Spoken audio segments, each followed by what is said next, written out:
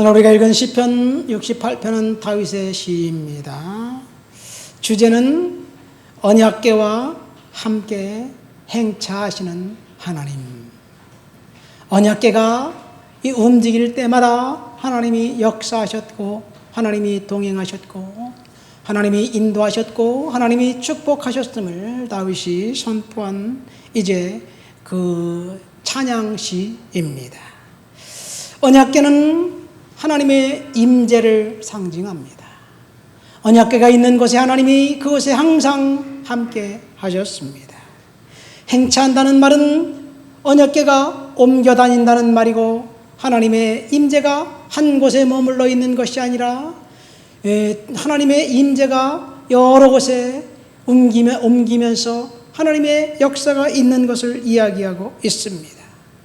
광야의 백성들이 이 출애굽해서 광야에 살아갈 때 언약궤가 멈춰 있는 그곳에 백성들은 멈춰 있어야만 했습니다. 어떤 곳에는 수십 년을 머물렀습니다. 왜 그렇습니까? 하나님이 그곳을 떠나기를 허락지 않았기 때문입니다. 언약궤가 있었고 하나님의 임재가 그곳에 있어서 낮에는 구름 기둥으로, 밤에는 불 기둥으로 백성들을 보호하셨습니다. 그런데 하나님이 이제 움직이시기 시작하면 이 구름 기둥이 먼저 움직였습니다. 그러면 모세는 이제 하나님이 옮기라는 사인이다. 그래서 백성들에게 이제 명령을 하고, 백성들은 일괄 모두 다 자신들의 장막을 거두고, 세간살을 이제 거두고, 레위인들은 성막을 거두고 언약궤를 어깨에 메고 출발했습니다. 이렇게 언약궤를 통해서 하나님이 행차하셨고, 언약궤가 움직일 때마다 하나님이 놀라운 은혜와 축복을 백성들에게 베풀어 주셨습니다. 영광 중에 임재하시는 하나님, 언약궤와 함께 하시는 하나님을 다윗이 찬양했습니다. 다윗이 언약궤와 함께 움직이는 하나님을 찬양한 것을 우리 24절, 25절 말씀을 볼까요? 하나님이여, 그들이 주께서 행차하심을 보았으니 곧 나의 하나님, 나의 왕이 성소로 행차하시는 것이라. 소고치는 처녀들 중에서 노래 부르는 자들은 앞서고 악기를 연주하는 자들은 뒤따르리이다. 이렇게 언약궤가 움직일 때 앞에는 처녀들이 소고를 치면서 이제 노래를 부르고 춤을 추면서 하나님을 찬양했고, 뒤에는 온갖 악기를 다루는 사람들이 또 언약궤를 따라가면서 하나님을 찬양하고 하나님을 예배했습니다. 그렇다면 언약궤가 언제 어떤 경로로 만들어졌고 그 안에 무엇이 들어있고 하나님은 그것을 통해서 백성들에게 무엇을 요구하시는지 우리는 안다면 은혜가 됩니다. 시편 68편이 다윗의 시라고 되어 있는데, 다윗의 직접 쓴 시가 있고 다윗의 영감을 받아서 쓴 시가 있어요. 그것을 다 다윗의 시라고 합니다. 이래서 그거에 찬양 만드는 작곡가들이 가사를 자기 가사로 쓰지 않고 시편 가사를 썼으면 그게 그 사람의 각 곡입니까? 시편 곡입니까? 헷갈리죠? 그런 거예요. 그러니까 다윗이 직접 쓴 시가 있고 다윗의 인생을 모티브로 해서 찬양을 쓴 시가 있습니다. 만약 다윗이 직접 쓴 시라면 이것은 아마도 사무엘하 6장 다윗이 언약궤를 오벳에돔의 집에서 다윗성으로 옮기고 난 다음에 춤을 덩실덩실 추면서 하나님을 찬양하고 예배했을 때 그때 그 감격을 기억해 두고 하면서 쓴 시가 아닌가 생각됩니다. 언약궤는 길이가 1.2m, 그리고 이 높이와 폭이 0.6m 되는 직사각형의 나무, 아카시아 나무로 만든 상자였습니다.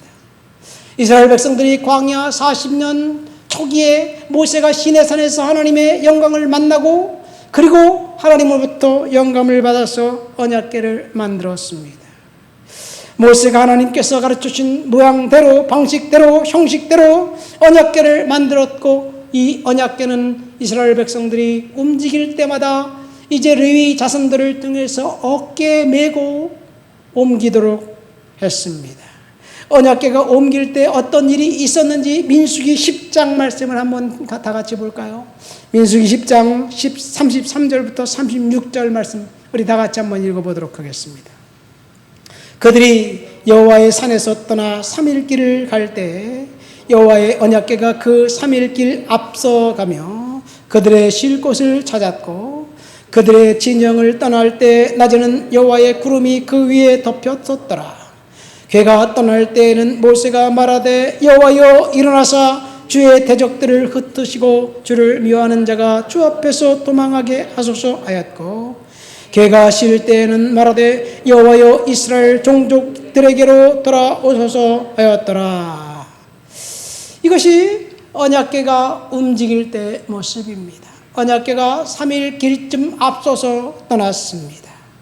언약궤는 아주 신성한 물건이었습니다. 야훼 하나님의 임재의 상징이었습니다. 이후 이스라엘 백성들이 가나안 땅에 정착했을 때 언약궤는 실로라는 도시의 성소에 안치되었습니다. 사사시대 언약궤는 실로에 있었습니다. 그런데 사실 실로가 어딘지 잘 몰라요. 사무엘상 1장부터 4장까지만 나와요.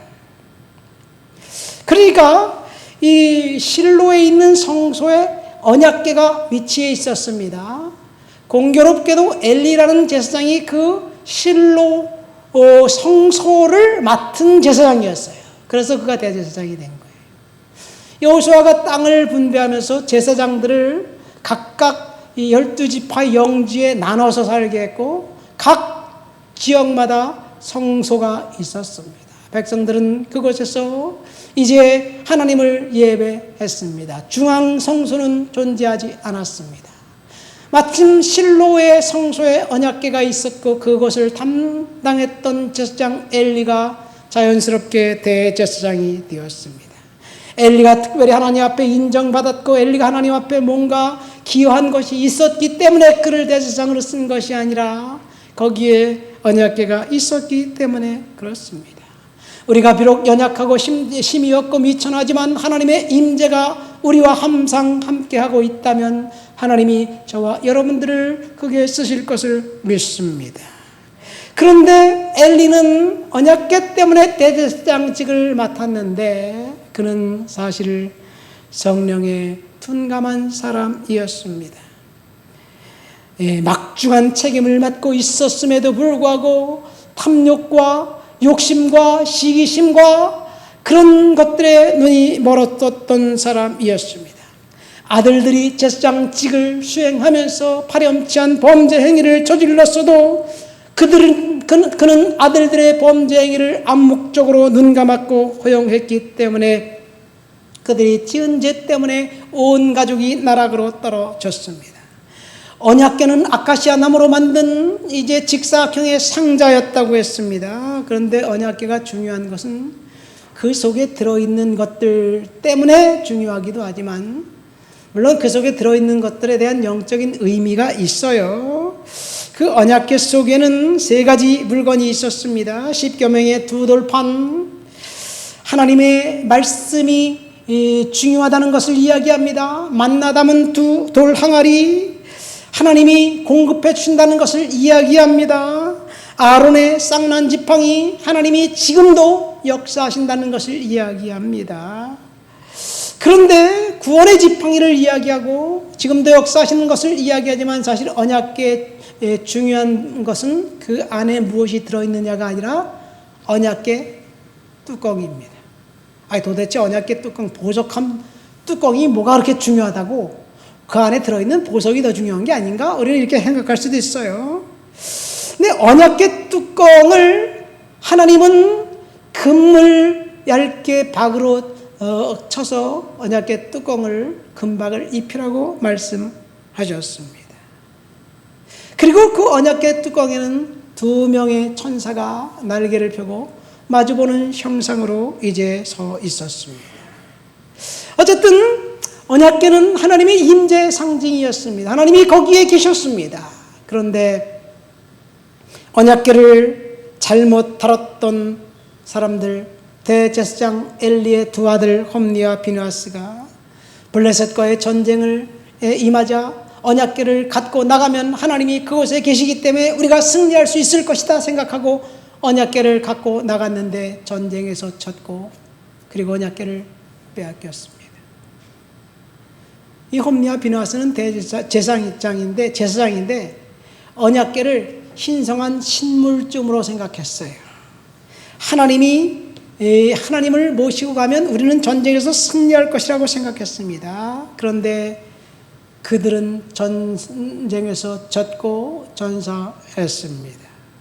언약궤를 빼앗겼습니다. 언약궤가 전쟁에 나갔다는 소식을 들은 엘리는 좌불안석이었습니다. 그런데 전령이 다가옵니다. 엘리의 관심은 두 아들보다 언약궤였어요. 언약궤가 어떻게 됐느냐? 빼앗겼습니다. 그 소리를 듣고 의자에 앉아있다가 뒤로 넘어져 자빠져 그 자리에서 죽었습니다. 그들의 불행은 거기에서 끝나지 않습니다. 그때 마침 비느하스, 그의 둘째 아들 비느하스가 아내가 아들을 낳았는데 시아버지가 죽고 남편이 죽었다는 소식을 듣고 아들을 낳으면서 하나님의 영광이 떠났다라고 외치면서 죽었습니다. 그게 이가봇이라는 아들이에요. 그리고 그 아들은 이가봇으로 크고 제사장직을 감당합니다. 여러분, 언약궤가 하나님의 신물이라고 생각하고 언약궤를 경홀히 여겼던 그 사람들은 저주받았습니다. 죽었습니다. 언약궤를 빼앗은 블레셋은 전쟁에서 이겼다. 우리의 신이 이겼다 생각하면서 다곤신이 야훼 신을 이겼다 생각하면서 언약궤를 다곤신 당에 넣었는데 다곤신 아침에 일어나 보니까 다곤신이 엎드러져 있어요. 언약궤 앞에서 언약궤를 경배하는 모습으로 엎드러져 있어요. 그래서 블레셋 사람들이 야, 이거 기분 나쁜데? 그리고 다시 언약궤를 세워놨어요. 그 다음날 가보니까 이번에는 죄송합니다. 다곤신의 머리와 손발이 끊어지고 그리고 문지방에 널브러져 있었어요. 그래서 블레셋 사람들은 가만히 생각하면서 불안해서 언약궤를 줄 수가 없어요. 언약궤가 가는 곳마다 재앙이 있었습니다. 독종과 헌대가 나타났습니다. 그래서 블레셋 사람들은 아무도 언약궤를 원하지 않아요. 그래서 암소나는 송아지를 출산한 암소 2마리가 끄는 새수레를 만들어서 언약궤를 이제 이스라엘 진영으로 보내는데 그 언약궤가 베스메스로 가는 소에 실려서 아미나답의 집에 도착합니다. 그래서 언약궤는 다시 이스라엘 진영으로 돌아왔습니다. 여러분, 그래서 언약궤가 이 블레셋의 저주였습니다. 언약궤를 멸시하는 사람들에게는 저주였습니다. 이 훗날 다윗이 왕이 되고 난 다음에 언약궤를 이제 다윗성으로 갖고 오려고 해요. 언약궤를 갖고 오려고 할 때 다윗이 분명히 제사장들을 보내서 언약궤를 어깨에 메고 오려고 사람들을 보냅니다. 그런데 암미나답은 다윗의 이야기를 거부하고 자기에게 왔을 때 수레에 실려서 왔던 그 방법대로 수레에 실려서 보냅니다. 왜 그랬을까요? 야, 지긋지긋하다 이런 거 인제 해방이다. 다윗이 갖고 가겠더니 빨리 가라. 그래서 수레에 실어 보내지 않았을까 생각이 됩니다. 수레가 뛰놀 때 언약궤가 떨어지려고 하는 것을 웃사가 잡았고 웃사가 그 자리에서 즉사했습니다. 죽었습니다. 그래서 언약궤 때문에 저주받은 두 번째 사람은 웃사였고 암미나답의 그 집이었습니다. 암미나답은 20년간 언약궤를 갖고 있었습니다. 요즘 말로 하면 20년 동안 성공적인 목회 생활을 했던 목회자와 비교할 수 있습니다. 하나님 없이도 성공적인 목회를 할 수 있다는 이야기입니다. 그런데 그들은 저주받았습니다. 오벳 에돔의 집에 석 달이 있었는데 오벳 에돔에게 하나님이 무슨 복을 내려주셨는지 모르겠지만 오벳 에돔이 복받았다는 소식을 듣고 다윗이 다시 사람들을 보내서 이제 언약궤를 메어가지고 올라옵니다. 그리고 다윗이 특별히 만든 다윗성 곁 다윗의 장막에 언약궤를 옮겨두고 거기서 하나님을 예배합니다. 어떤 영문인지 모르겠지만 그 언약궤가 다윗의 장막에서 기브온 산당으로 옮겨집니다. 그리고 기브온 산당에 언약궤가 있었기 때문에 솔로몬이 그곳에 가서 이제 그 1,000번제를 드립니다. 솔로몬이 성전을 건축하고 난 다음엔 당연히 언약궤는 솔로몬 성전 지성소로 옮겨졌습니다. 그런데 어느 날 언제였는지 모르지만 언약궤는 감쪽같이 사라졌습니다.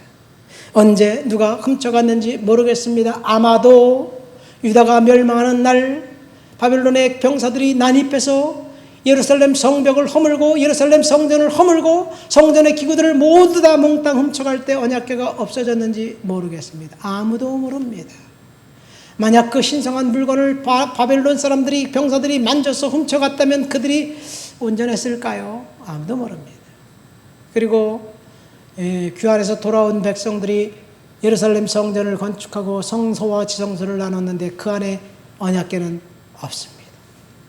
예수님 당시 헤롯 성전에도 언약궤는 없었습니다. 자, 어쨌든 이것이 언약궤에 대한 이야기 전부입니다. 근데 아까 제가 언약궤 이야기하면서 언약궤 뚜껑이 중요하다고 얘기했지요. 뚜껑이 금박 입힌 뚜껑이고 그 앞에 그 양쪽 끝에는 천사 2명이 마주보고 있습니다. 그 언약궤 뚜껑에 이름이 있어요. 그것을 속죄소라고 이야기합니다. 속죄소. 여러분, 우리가 찬송을 부를 때 은혜 보좌 앞에 나가 하나님께 찬송한다. 그런 이 복음성을 자주 불러요. 영광의 보좌, 은혜의 보좌 앞에 나간다. 영광의 보좌, 은혜의 보좌가 어딜까요? 지금 천상에 있는 심판주로 계신 하나님의 심판대 그것을 말하는 것일까요? 그럴 수도 있겠죠. 근데 사실 은혜의 보좌는 시은좌, 속죄소입니다. 여러분, 속죄소는 근데요, 언약궤 뚜껑인데 사실은 거기는 하나님의 임재가 있는 곳이기 때문에 영광의 보좌예요. 은혜의 보좌예요. 근데 그것은 무서운 장소였습니다. 솔로몬이 성전을 건축하고 난 다음에 성전의 중앙 성소에 이제 언약궤를 안치해 두고 그 지성소 안에 1년에 딱 한 번 제사장이 들어갑니다. 대속죄일 날. 그것도 깨끗이 옷을 갈아입고 세마포 옷을 입고 허리에 끈으로 묶어서 길게 그 진 밖으로 이제 끈을 묶어놓고 허리에 방울을 달고 들어가서 그곳에서 하나님을 만납니다. 그곳에 들어갈 때 미리 잡은 염소의 피를 갖고 들어가 그 은혜의 보좌 앞에 뿌리면 그 뿌린 그 피 때문에 하나님이 이스라엘 백성들의 죄를 용서해 줍니다. 1년에 딱 한 번 백성들을 위해서 대제사장이 들어가 그 보좌 앞에 피를 쏟고 뿌리는 행위를 하는 그곳이 은혜의 보좌입니다. 그런데 그곳에 들어가서 제사장들이 종종 죽어 나옵니다. 하나님 앞에 범죄한 상태로 들어갔다가 제사장이 죽습니다. 방울소리가 들리지 않으면 밖에서 사람들이 그 시체를 끌어내는 거예요. 그러면 1년 동안 백성들은 죄를 용서받지 못해. 하나님의 보좌에 피를 뿌리지 않았기 때문에, 못했기 때문에 그렇습니다. 이것이 속죄소입니다.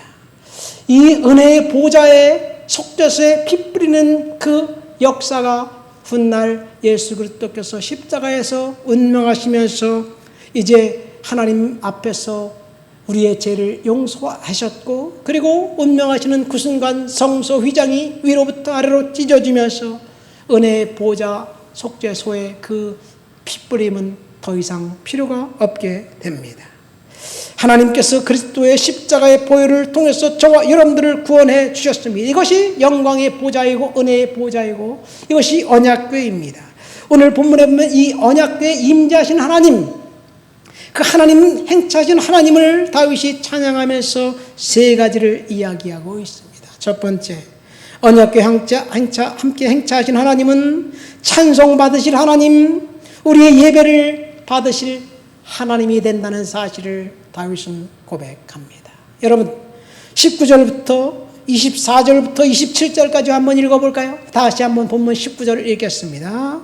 날마다 우리 짐을 지시는 주 곧 우리의 구원의 신 하나님을 찬송할지로다. 24절 하나님이여 그들이 주께서 행차하심을 보았으니 곧 나의 하나님 나의 왕이 성초로 행차하시는 것이라. 소고치는 처녀들 중에서 노래를 부르는 자들은 앞서고 악기를 연주하는 자들은 뒤따르나이다. 이스라엘의 근원에서 나온 너희여 대회 중에 하나님 곧 주를 송축할지어다. 거기에는 그들을 주관하는 작은 베냐민과 유다의 고관과 그들의 무리와 스불론과 은의 고관과 납달리의 고관이 있도다. 다 모여서 주의 고아를 막론하고 하나님을 찬송하고 하나님을 높여드린 것을 이야기합니다. 언약궤와 항차하시는 하나님은 찬송과 예배를 받으시기에 합당한 하나님. 여러분, 우리가 하나님을 위해서 존재하는 것인가요? 하나님이 우리를 위해서 존재하나요? 우리는 머리로는 우리가 하나님의 영광을 위해서 존재하고 우리가 하나님을 예배하고 하나님을 높여드려야 된다는 것을 알고 있지만 실제로는 하나님이 우리를 축복해 주시기 위해서 존재하는 것이라고 착각합니다. 하나님이 우리에게 기도 응답해 주셔야 되는 분이라고 착각합니다. 그런데 사실은 하나님을 예배하고 하나님을 높여드리기 위해서 우리가 존재하는 거예요. 여러분들이 왜 핸드폰을 갖고 다닙니까? 핸드폰을 쓰기 위해서 갖고 다니는 거잖아요. 핸드폰이 나를 위해서 존재하는 건가요? 내가 핸드폰을 위해서 존재하는 건가요? 헷갈려요. 어떨 때는. 네? 핸드폰은 그래도 덜 헷갈려요. 여러분, AI 시대가 돌아와서 앞으로 우리 모두는 다 핸드폰처럼 AI 개인 비서 하나를 소유하는 시대가 될 거예요. 조만간 될 겁니다. 그러면요, 그때 가서는요, AI가 우리를 위해서 존재하는 것인지 우리가 AI를 위해서 존재하는지 헷갈릴 때가 있습니다. 왜냐하면 AI가 인간보다 더 똑똑해졌기 때문에 그렇습니다. 인간이 생각하고 연산하고 공부하는 것보다 AI가 연산하고 생각하고 공부하는 것이 더 빨라요. 모든 것 다 AI에게 맡기다 보니까 이제 인간이 AI의 종이 되는 거예요.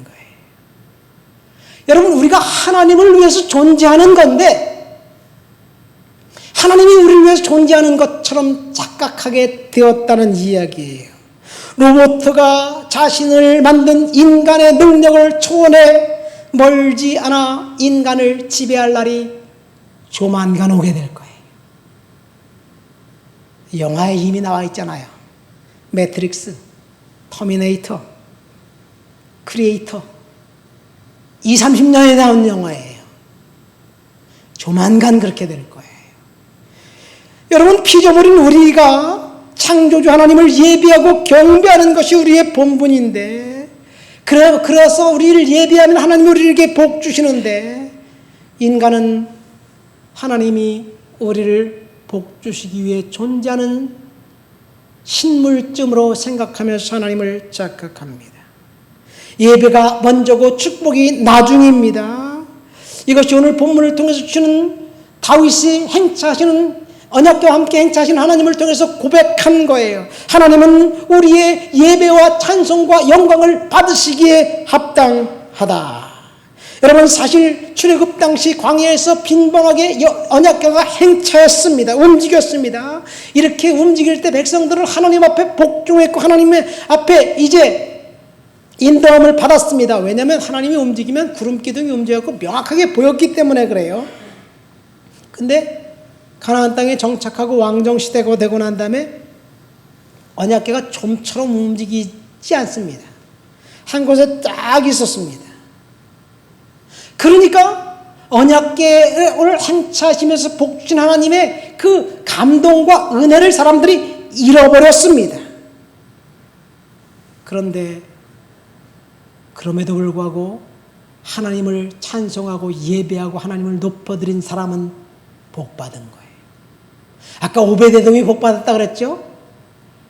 석 달간 오베데돔의 집에 있었는데 오베데돔을 왜 복 주셨는지, 그가 어떤 복을 받았는지 성경은 모릅니다. 다윗이 오베데돔이 복받았다는 소식을 듣고, 야, 안 되겠다, 다시 언약궤를 다윗 성으로 데리고 와라 그래갖고 이번에는 정말 하나님의 말씀대로 그대로 행하면서 이 제사장들이 언약궤를 어깨에 메고 세 걸음 뛰면 거기서 하나님 앞에 예배하고 찬송하고 그러면서 맨날 며칠이 걸려서 이 다윗성으로 끌고 왔어요. 그리고 다윗이 기뻐 춤을 췄습니다. 그런데요, 그때 오베데돔이 따라옵니다. 그리고 역대하에 보면요, 오베데돔은 하나님의 성소 언약궤를 지키는 문지기로 거기서 하나님 앞에 봉사합니다. 물론 하나님을 찬양하는 예배자로 있으면서 어떨 때는 찬양하고 찬양 시간이 끝나면 그는 언약궤를 지키는 문지기로 언약궤 앞에 딱 서 있어요. 그러니까 하나님이 오베데돔을 복 안 주실 수가 있겠어요? 하나님의 임재를 사모하고 하나님과 함께 하시는 것을 사모하는 그 오베데돔은 복 받았습니다. 다윗은 열정적으로 하나님을 예배했기 때문에 복 받았습니다. 다윗은 누구보다도 하나님을 예배한 예배자였습니다. 언약궤를 모시고 와서 거기서 덩실덩실 춤을 추면서 하나님을 예배했고 하나님을 높여드렸습니다. 그리고 다윗이 나는 백향목으로 만든 궁궐에 안 편안하게 거주하고 있는데 하나님은 성막에 계시네. 나단 선지자를 불러서 내가 성전을 건축해서 거기 하나님의 언약궤를 모셔두고 싶다고 그렇게 얘기하니까 나단 선지자가 다윗을 축복합니다. 하나님은 그 마음을 아셨어요. 이처럼 다윗은 하나님을 예배했습니다. 하나님을 높여드렸습니다. 모두가 다 짐승을 잡아 하나님께 예배 드리는 것이 예배의 전부라고 생각했을 때 다윗은 아니야, 그것도 중요하지만 악기를 동원해서 하나님을 찬양하고 높여드리고 하나님을 예배하고 찬송을 부르는 것, 그것이 예배다라고 생각하면서 다윗으로부터 시작해서 찬양의 예배, 찬송의 예배가 시작됩니다. 그 누구도 찬송이 하나님 앞에 드려지는 예배라고 생각하지 못할 때 다윗은 찬송을 통해서 하나님을 예배했고 아예 레위 지파를 통해서 성가대를 조직하고 악기를 동원해서 하나님을 찬양했습니다. 여러분, 축복을 다윗이 받은 이유는 예배에 있었습니다. 다윗은 그가 사울을 대신해서 왕이 되었을 때 그 아들 중에 왕이 될 것이라고 꿈에도 생각하지 못했습니다. 그런데 하나님을 예배하고 성전을 건축해서 하나님께 봉헌해 드리겠다는 그 결단을 했을 때 나단 선지자를 통해서 다윗에게 약속합니다. 내가 너와 내 후손에게 영원히 이스라엘의 왕위를 물려주도록 하겠다. 하나님이 약속하신 거예요. 그래서 이것이 다윗의 언약입니다. 언약궤 항차하신 하나님은 구원의 하나님이십니다. 20절 말씀 보세요. 하나님은 우리에게 구원의 하나님이시라. 사망에서 벗어남은 주 여호와로 말미암거니와. 구원의 하나님, 저와 여러분들을 구원하시는 하나님이 언약궤와 함께 하시는 하나님입니다. 언약궤와 함께 행차하신 하나님은 세 번째 21절 말씀 읽어볼까요? 본문 다 같이 21절을 읽겠습니다. 그들의 원수들의 머리 곧 죄를 짓고 다니는 자의 정수리는 하나님이 쳐서 깨뜨리시리로다. 언약궤와 함께 행차하시는 하나님은 원수들의 정수리를 쳐서 깨뜨리시는 심판의 하나님이라는 사실을 다윗은 고백합니다. 여러분, 우리가 시편 68편을 1절부터 읽지 않았지만 1절부터 고백하면 1절, 2절에 뭐라고 고백하냐면요, 성경 있는 사람 펼쳐놓고 보세요. 하나님이 일어나시니 원수들은 흩어지며 주를 미워하는 자들은 주 앞에서 도망하리이다. 연기가 불려 가듯이 그들을 몰아내소서. 불 앞에서 미리 녹음같이 악인이 하나님 앞에서 망하게 하소서. 다윗은 하나님 앞에 믿음을 갖고 살면서 하나님의 임재만 사모했습니다. 그리고 원수는 하나님이 정리해 주실 것을 고백하면서 하나님 앞에 이제 원수를 올려드렸습니다. 다윗의 원수가 누구일까요? 사울 왕이었을까요? 번번이 자기를 죽이려고 했던 사울이 볼 때 다윗은 원수예요. 다윗만 없으면 자기 아들 요나단이 왕이 될 것이라고 생각했기 때문에 다윗을 죽이려고 했어요. 근데 다윗이 볼 때 사울은 원수가 아니었습니다. 자기가 섬기고 복종하고 따라야 할 주군이었습니다. 아무리 그가 사울이 다윗을 죽이려고 해도 다윗은 끔찍도 하지 않고 사울을 보호했습니다. 암살단을 보냈고 이제 창을 던져 죽이려 했고 그 다음에 블레셋 병사들에게 통해서 죽이려 했지만 그 모든 것들이 실패했음에도 불구하고 사울이 대대적으로 병사를 동원해서 다윗을 죽이려고 했지만 다윗은 사울을 2번이나 죽일 기회를 살려주면서 이렇게 얘기합니다. 하나님께 기름 부음 받은 자를 내가 죽이는 것을 하나님 허락하지 않았다라고 이야기하면서 번번이 다윗은 사울에 대한 의를 지킵니다. 사울은 다윗을 원수처럼 생각했지만 다윗은 기름 부음 하나님의 받은 사람이라고 생각하고 자기가 섬겼습니다. 그러면 여기서 원수를 몰아내소서 누구를 이야기하는 것일까요? 이 쿠데타를 일으켜서 자기를 죽이려고 했던 아들 압살롬이었을까요? 압살롬이 몇 년간 아버지 대신해서 왕 위에 있었나요? 3개월? 6개월? 모르겠어요. 그건 나오진 않습니다. 그러나 적어도 3년 이상은 됐어요. 그냥 결코 그냥 일순간에 며칠 만에 끝난 것이 아니에요. 아들은 아버지를 죽이려고 했는데 다윗은 압살롬의 죄는 자신이 저지른 밧세바 사건 때문이라고 생각하고 압살롬을 끝까지 사랑하고 보호하고 지켜주려고 했습니다. 사무엘상 30장에 보면 시글락에 다윗이 살고 있을 때 그를 침략해서 모든 어린아이까지 다 빼앗아간 아말렉 병사 아기스 병사였을까요? 그럴 수도 있겠지요. 그런데 그날 다윗이 이 블레셋의 병사로 있으면서 사울 왕의 전투에 참여하지 않습니다. 하나님이 그렇게 하셨어요. 그리고 돌아와 보니까 성이 불탔고 모든 사람들이 사로잡혀 갔어요. 다윗이 쫓아가서 다 사로잡아오고 전리품들을 갖고 왔습니다. 빼앗아 왔습니다. 그리고 그날 사울은 블레셋과의 전투에서 죽었습니다. 그리고 다윗이 전투에 참석하지 못하게 했다는 것을 빌미로 블레셋 왕에게 이제서 떨어져 나옵니다. 그리고 이스라엘의 왕이 돼 시글락을 자신의 영지로 받습니다. 그렇다면 이 아말렉 사람도 원수는 아니었을까? 아마 다윗이 원수를 몰아냈어라고 생각했던 것은 아마도 정말 가장 힘든 시기, 사무엘상 21장에 보면 사울이 높당에 제사장에게 갔을 때 도액이라는 에돔 사람이 이 다윗을 죽이려고 하고 제사장 85명을 다 죽인 그 사건을 기억하면서 이야기한 것이 아닌가 생각됩니다. 이 도액이라는 사람은 다윗이 죽이지 않았어요. 그러나 하나님이 그를 죽게 했습니다. 어쨌든 원수는 하나님께서 갚으신다는 사실을 믿으시기를 예수님의 이름으로 축원드립니다. 우리는 원수 갚음을 스스로 하려고 생각하고 원수 갚음의 역사가 인간의 역사예요. 왜 우리가 일본 사람들을 그렇게 싫어합니까? 그들이 우리를 공격했기 때문에 그래요. 원수라고 생각했기 때문에 그래요. 사실 그렇게 따지고 보면 일본 사람들보다 중국 사람들이 더 우리에게 철저히 원수예요. 그러니까 원수 갚음은 하나님의 손에 맡겨야 된다는 사실을 오늘 본문을 통해서 우리는 알게 됩니다. 하나님께서 언약궤와 함께 행차하신 하나님, 그 심판의 하나님이 결국 원수를 갚게 하셨고, 그리고 원수 갚음은 하나님께 맡기라고 성경은 누누이 이야기하고 있습니다.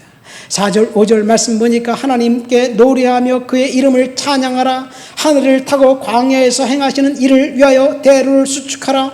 그의 이름은 여호와이시니 그 앞에 뛰놀지어다. 그의 거룩한 처소에 계신 하나님은 고아의 아버지시며 과부의 재판장이시다. 그 하나님을 찬송하라. 찬송하는 것만 우리가 할 수 있습니다. 말씀은 원수 갚음을 하나님께 맡기고 하나님께 찬송하고 예배하라는 것을 본문은 이야기하고 있습니다. 말씀을 맺습니다. 오늘 우리는 언약궤와 함께 행차하시는 하나님을 찬양하라는 제목으로 설교를 들었습니다. 하나님이 언약궤와 함께 왜 행차하십니까? 백성들에게 복 주시고 축복하시고 예배하는 자들을 넉넉히 세워주시기 위한 하나님의 특별한 은혜가 거기 있기 때문에 그렇습니다. 우리는 지금 하나님을 찬양하고 하나님을 예배하는 그런 은혜의 시간에 하나님을 높여드리는 그런 저와 여러분들이 되어야 될 줄 믿습니다. 언약궤는 하나님의 임재의 상징이고 축복의 상징입니다. 하나님의 임재가 있는 곳은 지금 우리가 예배하는 이 자리입니다. 이 자리에 하나님을 만나고 하나님을 높여드리고 하나님을 찬양할 때 하나님께서 놀랍게 복 주실 줄 믿습니다. 오벳 에돔이 복받은 것은 하나님을 열렬히 사모했기 때문에 그렇고, 다윗이 복받은 것은, 그래서 다윗이 하나님의 그에게 언약을 세워서 그의 후손들에게 왕지위를 계속해서 물려주기로 결정하셨던 것은 다윗이 하나님 앞에 예배했기 때문에 그렇습니다. 우리는 하나님 앞에 온전히 예배함으로 저와 여러분들이 복받는 그런 하나님의 사람 되시기를 예수님의 이름으로 축원드립니다. 우리 다 같이 말씀을 생각하며 통성으로 기도합니다. 하나님 아버지, 내가 하나님을 예배함으로 축복받는 하나님의 사람 되도록 주여 도와주시옵소서. 하나님 인도해 주옵소서. 기도합니다. 하나님 아버지 감사합니다. 오늘도 주님을 높여드리고 주님을 찬양하고 주님을 예배합니다. 성령의 능력과 충만과 거룩한 역사로 사로잡아 주시옵소서. 은혜로 채워 주옵소서. 능력으로 덧입혀 주옵소서. 말씀으로 잡아 주옵소서. 오 주님을 높여드리고 주를 찬양합니다. 주님 영광 받아 주시옵소서. 예수님의 이름으로 기도합니다. 아멘.